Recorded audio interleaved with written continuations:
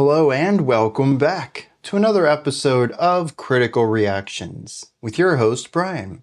We're going to wrap up this week's theme of unexpected timbres, those songs that present a sound that you just wouldn't associate with the band or the genre you're listening to. We're going to wrap this week up with a band called Acid. A pretty straightforward name there. This song we're going to listen to comes off of the album Acid, which is from 1983. They also have a track called Acid on that album, but we're going to be listening to Heaven's Devils. Let's dive in and see what Acid is bringing to the table today.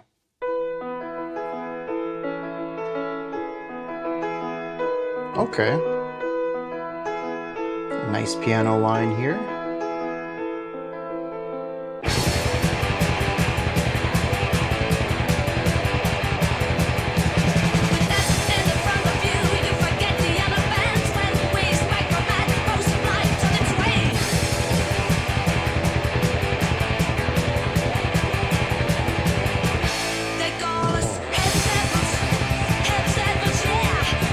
That bass kick is wild.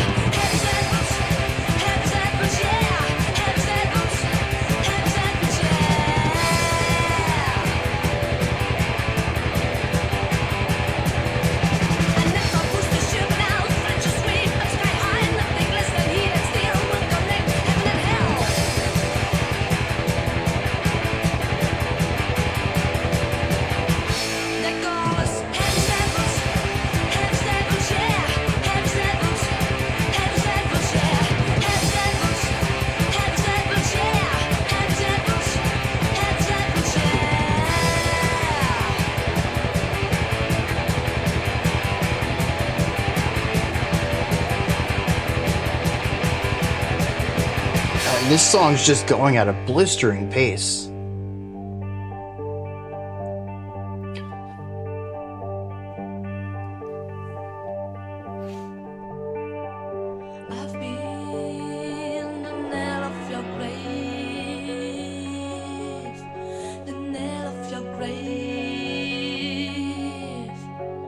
Okay, where is this going? Between the intro and the thrash metal, and now this, I really can't expect anything.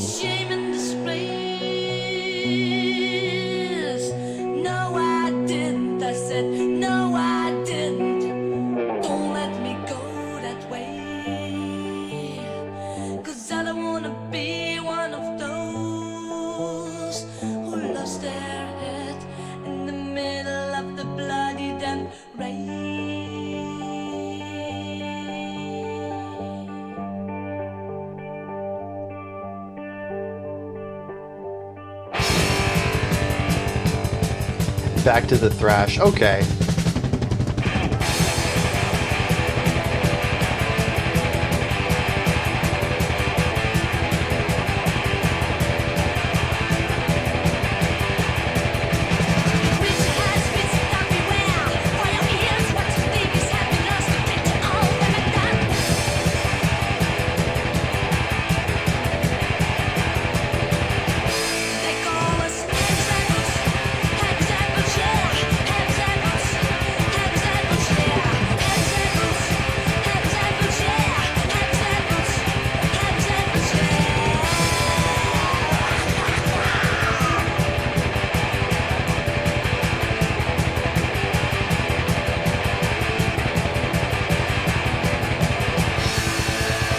It's really interesting how the two guitar riffs are incredibly related to each other. The chorus is pretty much the riff without the pedal tone to it. And by cutting that out, you can actually reduce the length of the riff in half and create something that feels more driving and doesn't have any of the downtime. Okay.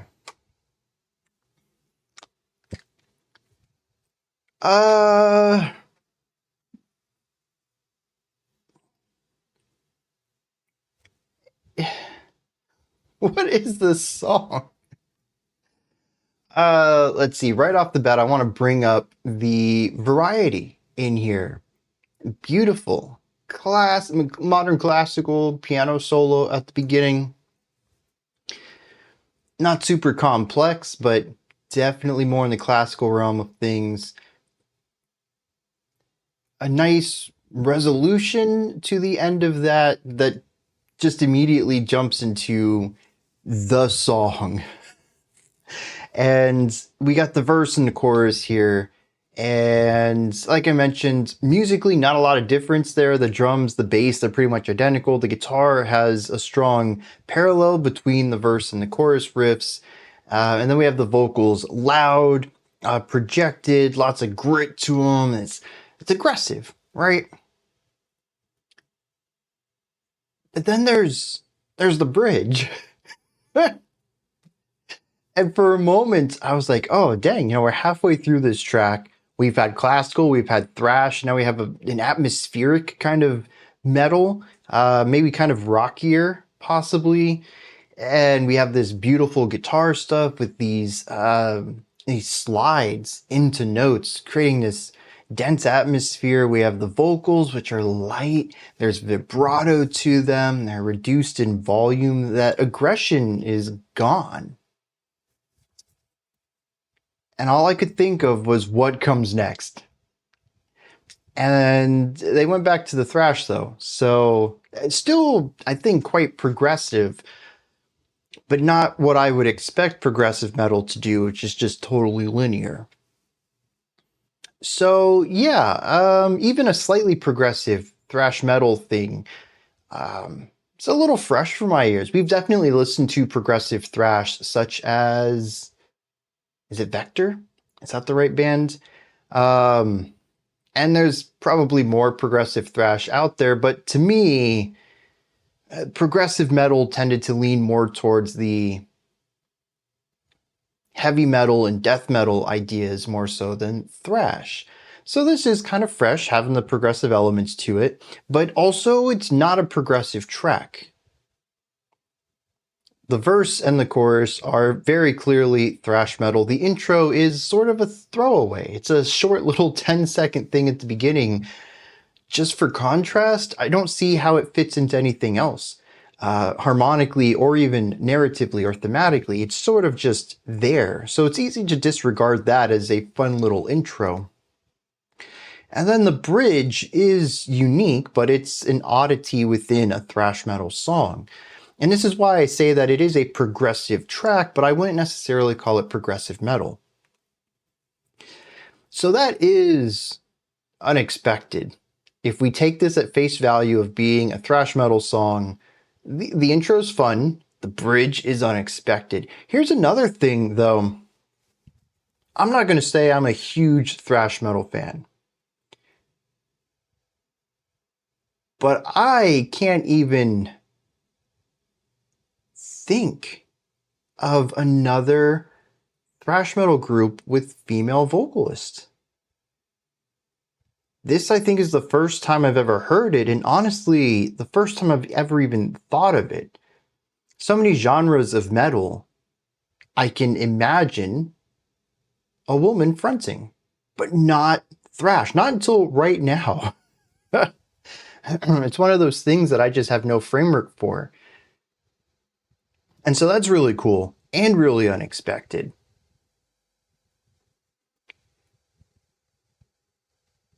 Yeah, dude, I can get behind that. This is a very cool track from that perspective. Almost, I don't want to say it's a novelty track, but it does have novel ideas in it, at least for me.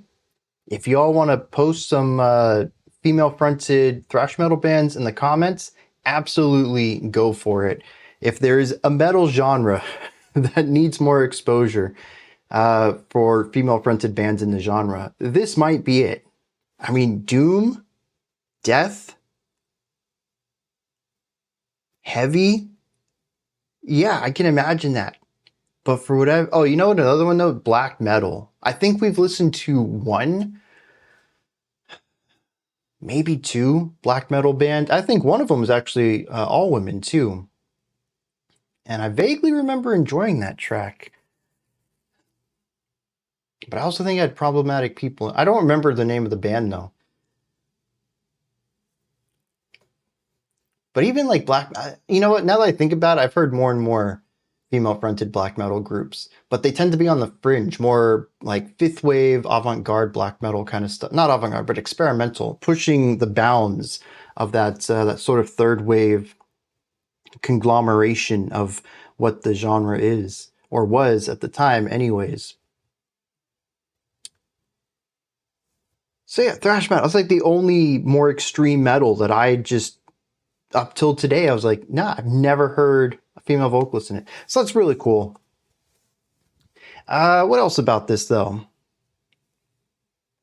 I mean, what can I say about it? It's got two riffs. One is derived from the other. The bass is just pedal tone the whole way through.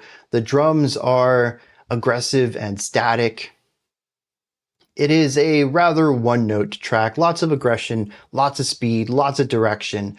The big change, of course, is the bridge. And what is that doing? I don't know. It kind of wants to be pensive. I also feel like there is a spiritual element going on there. Something to do with the note choices gives me a little bit of that.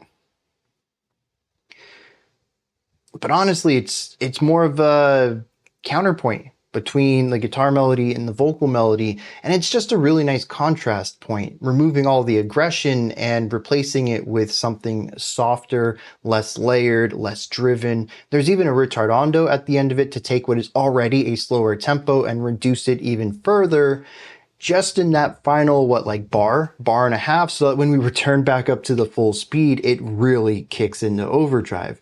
Granted, same tempo we were at the beginning of the track, but it hits harder now because we took that speed and dropped it even lower. So, I mean, the idea of like a super aggressive song swinging over to pensive and then back to super aggressive, I don't know if I get any particular story out of that. I can see the bones here, and maybe the lyrics are going to give me a framework to understand that emotional ride, but I don't really have anything here where I went on a very specific journey given the musical elements to this. The person who requested this did give me some notes though. I'm going to read those. I'm going to read the lyrics, and then we're going to wrap this one up. All right. The notes on this cover pretty much what I expected for why it was selected for this. It's the piano intro, it's the female vocalist, and it is the bridge. Basically all the things that deviate from even my expectations for thrash metal, despite really not having listened to much of it. Prior to starting the channel, I think my only exposure to it is like Ace of Spades. That's like the most popular song of the genre, or it's up there. It's got to be in the top 10 easily. And even having started the channel, I think we've only listened to, I don't know, 24 thrash metal tracks, maybe. It's not a genre I have a lot of exposure to, and yet I understood very clearly that these deviated from that. But they also mentioned what was more interesting is that all of this isn't just unexpected for the genre as a whole, even in 2025, but was rather unexpected for the genre at the time. Mentioning that since this was recorded in 1982, it might have even been the first thrash metal song to have had a piano intro at all, something that metal would continue to do throughout the ages. And one of the things I rag on a lot of albums for having is a piano or violin first track, and then none of that in the rest of the album. So that's kind of cool. I'm curious now what the history of that is. But then also the shift into the atmospheric section isn't just odd for thrash metal as a whole, but certainly unheard of at the time. No one was doing anything like this. So this is really interesting in that it's unexpected, both anachronistically for me listening to it 40 years after it was released, but it was also unexpected at the time. And I'm curious how much of what we listened to this week falls into both of those categories. Off the top of my head, I can't. Yeah, I wouldn't know. Most of it was certainly unexpected for me, but I don't know if it was unexpected at the time it came out as well. So that's some pretty cool context to this. Now, as for the lyrics, The very first line, you'll forget the other bands. I love the confidence in this. It says, you'll forget the other bands when we strike for mad. Power supply is on its way. They call us heaven's devils. And that's the entire chorus right there. It's just they call us heaven's devils and then saying heaven's devils over and over and over and over again. It sounds great in the music, the way that it fits into the riffage and the cadence of the delivery of those two words. But just reading it over and over, yeah. It's one of those things where musically it works, and poetically, just written on paper, we dedicated a lot of space in the lyrics for those two words. Second verse says, if your booster should burn out, flames will sweep up high. Nothing less than heat and steel will connect heaven and hell. So we have this idea of power supply, of adrenaline, of energy, of boosters and flames. We definitely have all of this devil imagery, but we also talk about connecting heaven and hell. And this, I think, is where the heavens devils element comes in. Now, what's really interesting then is the bridge. It says, I've been the nail of your grave since I was a young girl. I didn't really care for words of shame and disgrace.